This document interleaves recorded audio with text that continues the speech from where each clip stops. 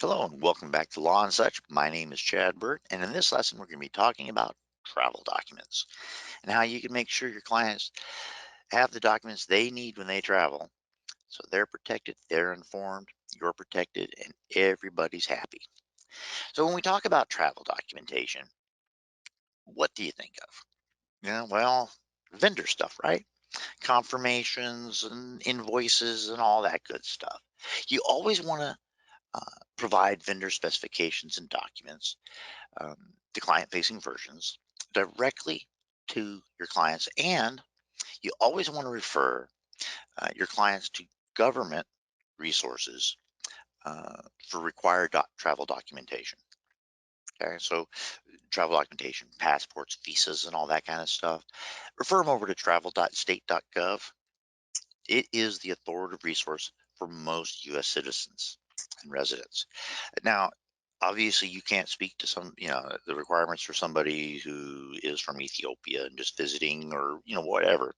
Always refer them back to their government resources. Let them sort it out. You can tell them what you think is the case, but be explicit, be expressly clear that you're not the expert, their government consulate is, and refer them back to them. Ultimately, make sure that they understand this is on our registration forms and so on. You can include it in your documentation process.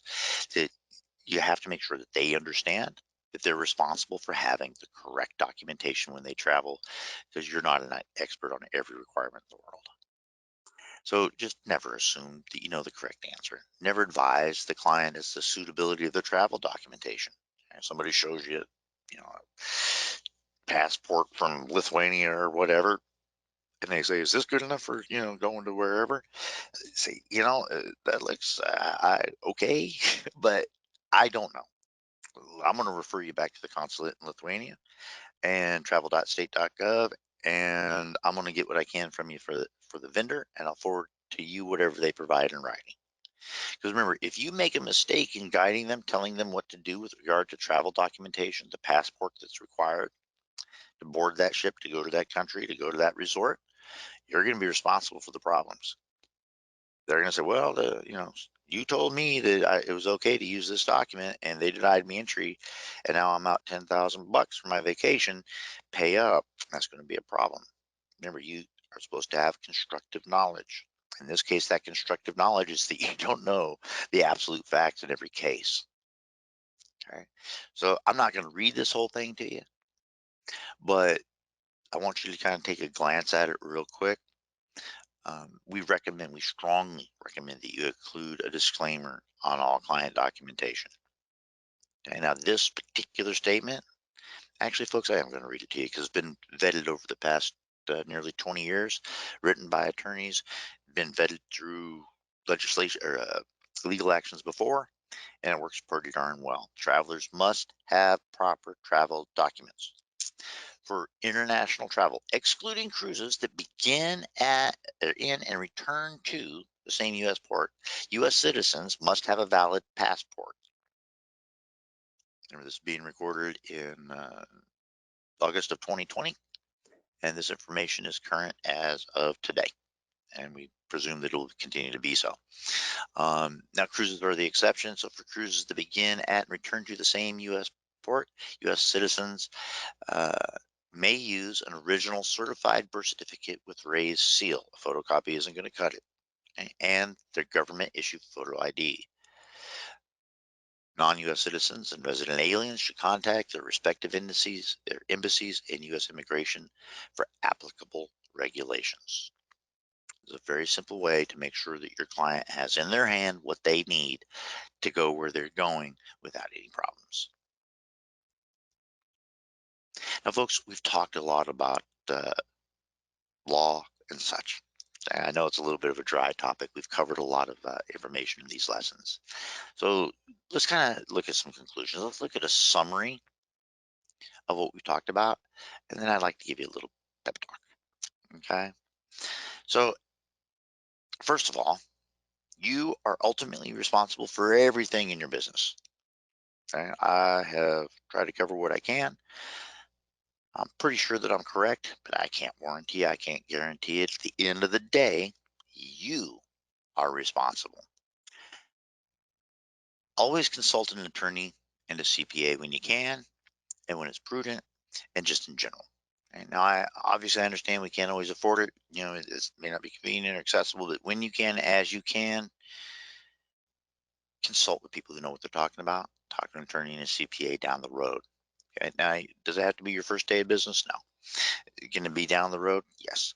But as your business grows and as things get more complicated and sophisticated, you're going to want to seek the advice of people who really know what they're talking about. That would be attorneys and CPAs. Okay. And also remember this. See these two guys on the right side of your screen? The good looking one there on the far right is me, Chad. And we got Stephen Rocca, my cousin, business partner, my best friend. Um, and folks, if we two goofballs can figure this stuff out, you can too. I promise. Okay, so don't stress out too much. Okay, I can't say it enough. If these two goofballs can do it, you can too. So there's some additional resources that you should consider. Within this course, there is a resources page in which I have listed additional resources. You may have noticed throughout the presentation that there were a number of highlighted little blue AR number things over there. Each one of those correspond to websites and other reference documents.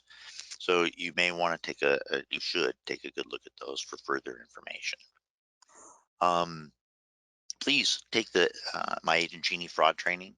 Also look at My Agent Genie ethical agent program. It's a great way to tell your clients who you are, what you're about, what you're going to do for them, and how you're going to do it. Definitely do the MAG CRM and technology trainings. Keep an eye on industry publications. One of the most venerated publications in the industry is Travel Weekly. Mark Pestronk is probably arguably one of the better known travel specialized attorneys in the industry today. Obviously, CLIA.org, ASTA.org. Um, ASTA is the American Society of Travel Agents. CLIA is the Cruise Line International Association. Great resources for industry specific information. And then, of course, MAG SOS. Submit any question you want. We probably have an answer for you. And naturally, call Steve, Dan Crutchfield, our National Director of Sales, or even me, Chad Burt. We're here to help. We'll definitely try to steer you in the right direction. Folks, at the end of the day, I just want you to understand something. Law and such, it's a big topic. I know it's intimidating. I know it sounds a little scary. I know some of the stuff that I said may be a little bit daunting. Don't let it freak you out. Don't get obsessed on it. Follow some of the simple steps that we put in front of you. Make sure you do your research. Make sure that you're aware of things that you should know about. Ask questions when you can. Do what you know how to do, and you'll be fine. And again, don't ever hesitate to call us, email us, or reach out to us. We're here to help. Seriously, we're here to help. Thanks. Have a great day.